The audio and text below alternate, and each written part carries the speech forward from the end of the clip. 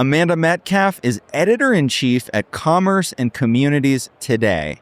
So her job is to stay on top of everything that is new and noteworthy in the world of retail real estate. So today we're going to ask Amanda, what are the top 5 trends that Amanda is tracking?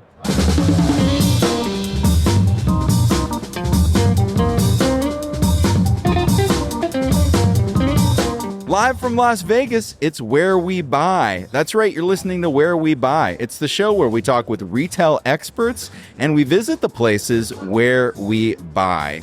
My name is James Cook. I research retail and real estate for JLL. And today we're recording live from the JLL booth at ICSC Las Vegas. Welcome, Amanda, to the booth. Thank you, James. I've never been in the booth. So I asked you to come on the show just to give us a little update on what you're interested in. But for folks that aren't familiar, what is Commerce and Communities Today? Commerce and Communities Today is the publication for ICSC. Some of you may know it, those who have been in the industry for decades, as Shopping Centers Today. We rebranded several years ago. Commerce and Communities Today, that name summarizes ICSC's focus, not just on the commerce, but what the commerce and the people who create the commercial properties can do for their communities. It's a symbiotic relationship. Commerce Communities Today publishes 3 days a week, Monday, Wednesday, and Friday. We also have a digest on Saturday for those who prefer a more leisurely read with their coffee. I do like to share the breaking news. I want people to know that we know what's going on out there, but my focus is more on those big questions. I like to think that the favorite stories that I have, the ones that I enjoy assigning and editing the most, are the ones that evolved from Amanda Shower thoughts. Okay, so that's what we're getting into. Is we should call it top 5 Amanda Shower thoughts. Top 5. So these are stuff that when you're kind of zoning out, that's the stuff you're really thinking about. Right, and I have a lot of experience covering this industry. I've been covering it for 2 decades now. But there's a lot I don't know because I am not a practitioner. I am not drafting and considering and negotiating lease terms. I don't spend a lot of time in Excel. You're a researcher, so you create content and research. Me and Excel, we're engaged at this point. And so sometimes I think that I don't want to call myself less informed, but what I don't know makes me pretty good at asking those questions. What's the process from idea to I read a final story in your publication? What's the process look like? I have a stable of trusted long-term freelancers. A lot of folks out there listening to this probably have spoken to some of these folks, but they know the industry quite well. So once I have the question, I might have sources. Some of the questions that arise in my brain, some of my story ideas come from conversations. That's my favorite thing to do. Talk with folks like you, others in the industry. And so I might suggest that my writers speak with them. However, those writers do have their own stable of contacts. So I release my story out into the world. I trust these writers. They will send it back. I just use my 2 years of experience to read it and say, I don't know, that doesn't sound right. That doesn't match up. I wanted to hear this, the answer to this question. There's a little bit of a parlay back and forth, and then we're ready to publish. I also have a trusted managing editor, Katie Curvin, who then looks at the stories and thinks about it in terms of SEO, AEO, GEO. There's so many new terms now. So she does what we call a glow up on the story to make sure that the internet finds the story, to make sure the large language models find the story. There are secrets to that I don't even understand. I'm just going to pause for a second. We don't need to dive too deep, but I know what SEO, search engine optimization. What were the others that you said? GEO, generative engine optimization. Oh, no. And AEO, I feel like it might be AI. Yeah, AIEO. So this is so the AIs will like your content? Correct. Okay. So I think that if I have it down correctly, people are so used to asking these models questions in a very conversational, human way. If you have questions in your stories, that the AEO might pick it up. I think there's a lot more nuance. I'm Yeah. I'm not the expert here. No. That's great. Okay. And then she'll also, prepare for social. There's so much into it. We create the story, and then there's as much work that goes into making sure that story reaches the rest of the audience beyond just the newsletter readers. I'm also soon going to start some social media videos so we can package that content for those ICSC members and beyond who consume all content in their lives on video. Snapchat, TikTok. I don't know. Why are you looking at me when you say that? You're Gen Z, right? No. I mean, yeah, I am. Yeah, dude. Okay, so let's get into it. We're talking about the top 5 trends that you're tracking. So I asked you to go away and make a list of the 5, biggest stories. Maybe they're not the hottest stories, but they're what's most interesting to you. Is that fair to say? There are some hot stories out there. I'm kind of running out of new things to say. So not to dig into the things that didn't make my top 5 list, but as you know, experiential retail is huge, but there's no debate about that. We all agree everyone wants experiences, right? So it doesn't mean I'm not covering that, but my top 5, the biggest one, the story I was excited to put out this week, as you mentioned, we're recording at ICSC Las Vegas, is stadium districts. Okay, so number 1 on the list is stadium districts. So this is retail and entertainment mixed use, basically, around a stadium. I published a story this week profiling Machete Group's approach. I was fascinated by this company because they are not simply a mixed-use developer. They are thinking about their projects as they relate to the stadiums or arenas to which they're adjacent. But interestingly enough, their approach is to not rely on the stadiums as demand drivers. They're thinking them not just on a Sunday game or a Friday night concert, but also how are we drawing people there on a Tuesday? So they are holistic developments. And the other reason I really like this concept is whether it's the outer ring of a city, so a greenfield development on assembled land, or if it's in the middle of a city and there's been a lot of work to assemble a site and maybe demolish some buildings. Either way, this is a blank slate for a pure vision. It feels like a vision board exercise. And so whatever is happening at these developments, whatever is rising, and they are long-term projects, right? Whatever is rising there, it strikes me that it is the best example of what consumers really want, because it is not limited by other buildings are in the way, or it's just what do consumers want, and we're going to build it. These are big budget, blank slates, and I'm excited to watch what kind of programming and entertainment uses and other mixed uses. I think Office does well at properties like that, like the Battery Atlanta. I think Office is outperforming the rest of the Atlanta Metro. Yeah, absolutely. We're working on a big one with JLL called OC Vibe. Oh, sure. In Anaheim, and this is around the Anaheim Ducks Stadium, and it is just going to be this monumental, generational, destinational, mixed-use project that I can't even get into describing here, but you don't have to be a hockey fan or whatever to go to these places, or, baseball at the Battery. I'm not a big baseball fan, but I've been to the Battery a number of times to go out to eat, to go to these entertainment concepts. It almost makes me think of the idea that a couple could go to a movie theater and one person will go watch the action movie and one person goes to watch the love story. So you could go to... Have you ever really done that, though? I've heard people say, but I've never gone with a spouse or friend or anybody and split off. Well, maybe they need to start marketing those. They've split screen on streaming services so you can watch 2 games. I think they need to split stream. Here's the game on one half and here's Love Actually on the other. The closest that I ever had to that was I wanted to see one of the Friday the 13th movies when I was under 18. And so my dad bought a ticket with me, walked into the theater, and walked right back out again, and said, I'll see you in 2 hours. He didn't even go to another movie? No, he just went home. All right.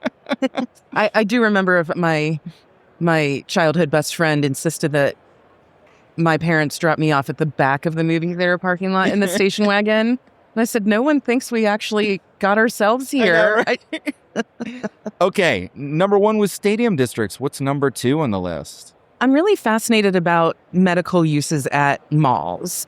Healthcare real estate and healthcare system operators, hospital system operators, have been scrambling to how to get their services near the communities they serve. Here we have some malls who have vacant big boxes. They are well located. So often communities developed around malls. So these malls are in the middle of communities. And then we've got healthcare uses who are trying to figure out how to get their services in the middle of communities. I love it. It just feels so neat and tidy to me. Yeah. In some of these medical uses, just like academic uses, they could take over a department store.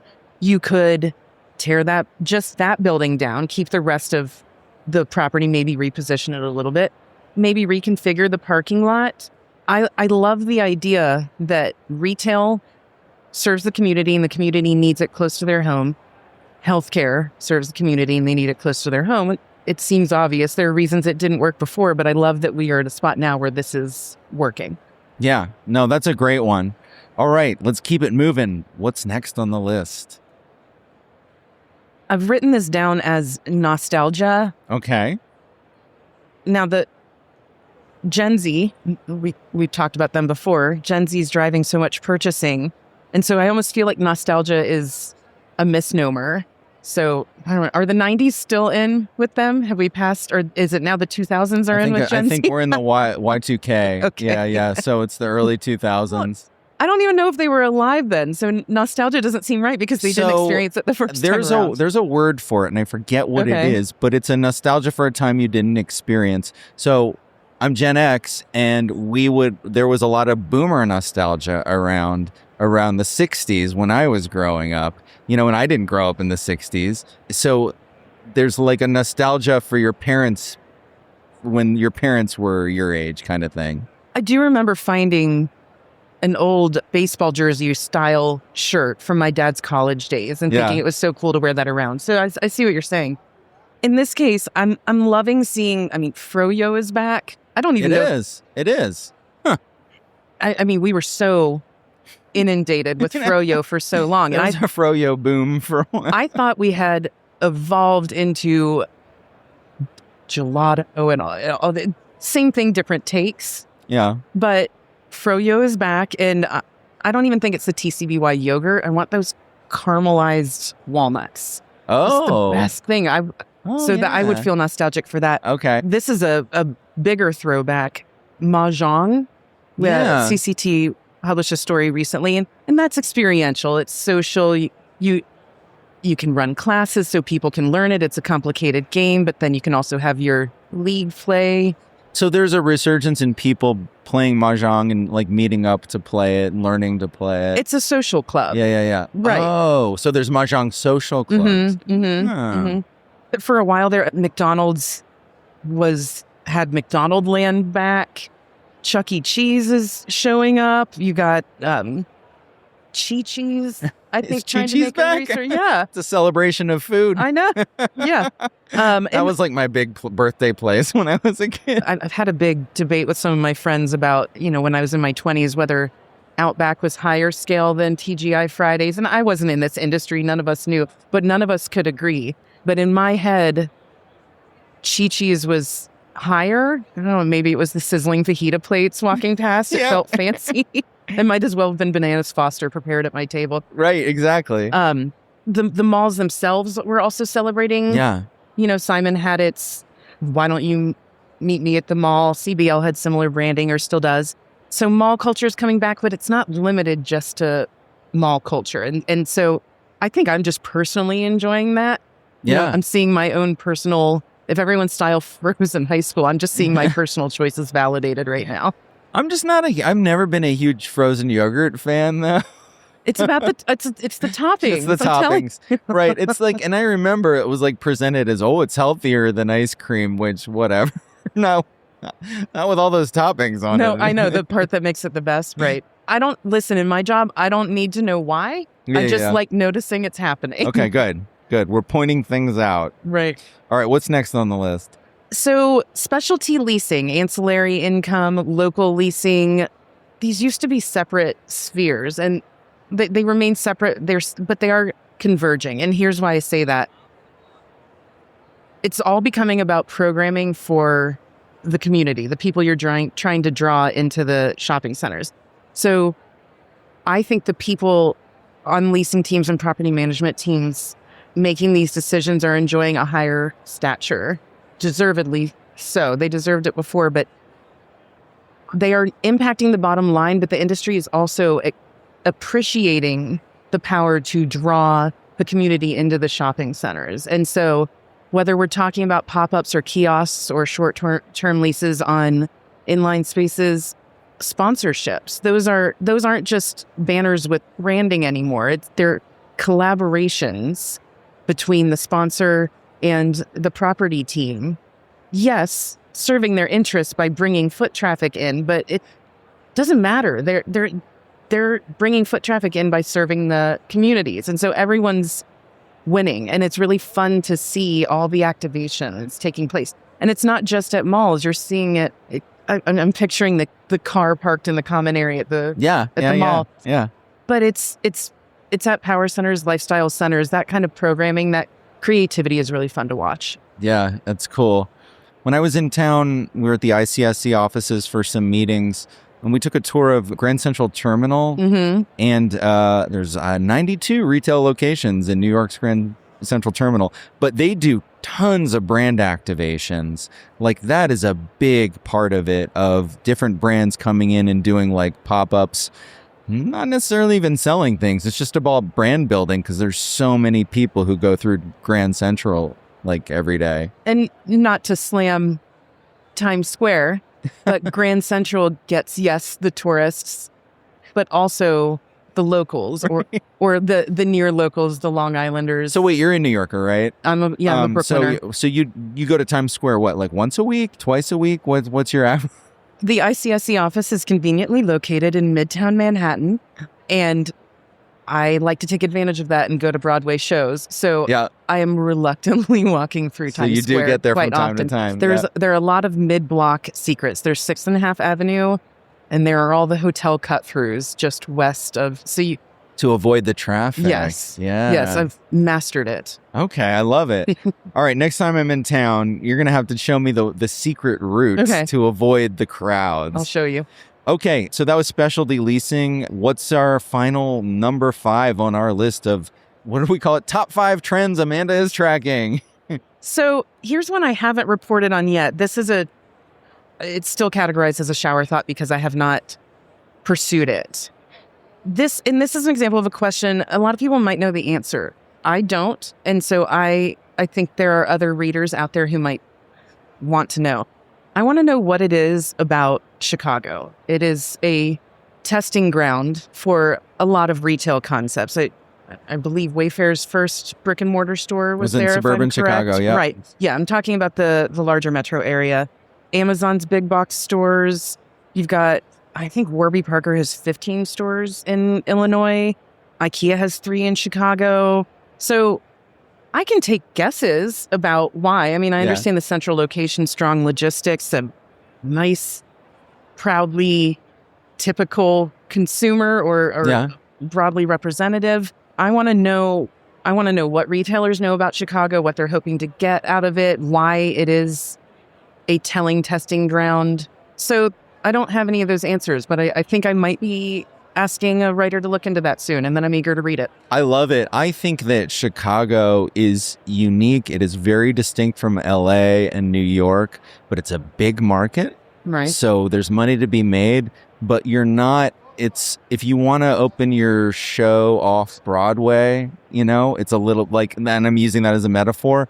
Chicago's more of a place you can do it. I just finished an entertainment report where we tracked all the new entertainment concepts that are opening. And there's one called The Cube, which is it's a British game show where it's like all these challenges inside a big transparent cube that got turned into like a competitive socializing concept. So there's a couple of locations in Great Britain. Their first US location is going to be in Chicago on Michigan Avenue. And I just keep hearing more and more of like the first Harry Potter store outside of New York was on Michigan Avenue. Like, it's so funny because like there was a minute there where, and if you don't know Michigan Avenue, it's like Chicago's, I was going to say Fifth Avenue, but it's not quite the same. I guess it's similar. It's the main retail street. I mean, I'm interested alone to know that an experiential concept is. Oh, yeah. And there's more. That's not the only one. We'll have to, if you really want to dig in, I got some people for you to talk to. Yeah, that's. But anyway, just to finish that thought, there was a minute where there was, people were saying, yeah, Michigan Avenue is dead. Right. Totally wrong. It's coming back. I got to ask, why is the cube transparent? Okay, so, right. The cube is transparent because people can watch you play the games. So, you go to an escape room or a challenge room like level 99. Mm-hmm. You're just kind of in that room playing the game yourself. The cubes are up on pedestals and you pay for you and a friend to play like, I don't know, like say 10 games that are randomly selected. Everybody around you, there's like a bar and a restaurant, so they can watch you playing the challenges. And it's a British game show that was turned into a US version, but I don't think it was very popular. Sure. But it has a lot of brand recognition in Britain. So we'll see how it goes. When I used to try to join my cool kid friends in my 20s, we'd go to the club. Yeah. And I would stand on the side of the dance floor. But I still got entertainment out of it. I got to watch the people dancing. So yeah. So I could go to this club or this activation, this concept, the cube. Yeah. I can watch. I don't need to be on display.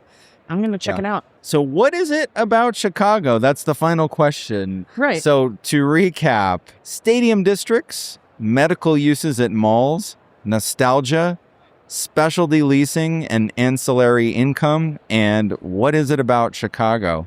So it's a good variety there. A lot of different kinds of topics that Amanda is thinking about right now. I would love to know, honestly, what listeners of the podcast want to hear. Yeah. These are the people making deals, working in the industry. That is not what I do. So if you all have questions, I would love to hear about them. Excellent. So you can reach out to Amanda Metcalf, editor-in-chief at Commerce and Communities Today. With all of your great story ideas, you're going to get inundated now. That's good by me. No promises I'm going to cover them, but I would love to hear them. What makes for a good story? Like, what is it that really pops? I really love reading that first paragraph and thinking, I had never thought about that before. I like when people take risks and offer their opinions. That's something I believe folks in the business world people are more willing to have conversations rather than make sure what they're saying is a commonly held belief. It's been vetted by legal. It's been vetted by PR. I like to start those conversations, and I don't need to resolve them during that story. I just want to advance the conversation. Now, you like when people you're interviewing have opinions, but you're trying to be objective in your writing, right? Oh, of course. Yeah. Of course. Yeah. If something sounds really off base, I can say, I don't know, that doesn't quite sound right. I'm not sure we have that right, but I'm not trying to naysay anyone. I'm not trying to disbelieve. I just want to use my brain, vet things, give my readers some interesting questions, some solid facts. Well, I'm looking forward to seeing all of the pieces that your team does on all of these stories and everything else that's coming up. Follow ICSC on Instagram. I think I said Snapchat, but we're not on Snapchat. Instagram, TikTok. God, Vine. LinkedIn, too. I mean, we're B2B. We're business folks. We live on LinkedIn. Amanda, thank you so much for joining me today. This has been a fascinating conversation. Thank you for having me, James. And if you want to hear more interviews and retail insights, you can subscribe to Where We Buy on the iPhone podcast app. We're on Spotify. Wherever you get your podcast, just search for Where We Buy and you can subscribe or follow us there. And you can find us on the web at wherewebuy.show. And that's a wrap. All right.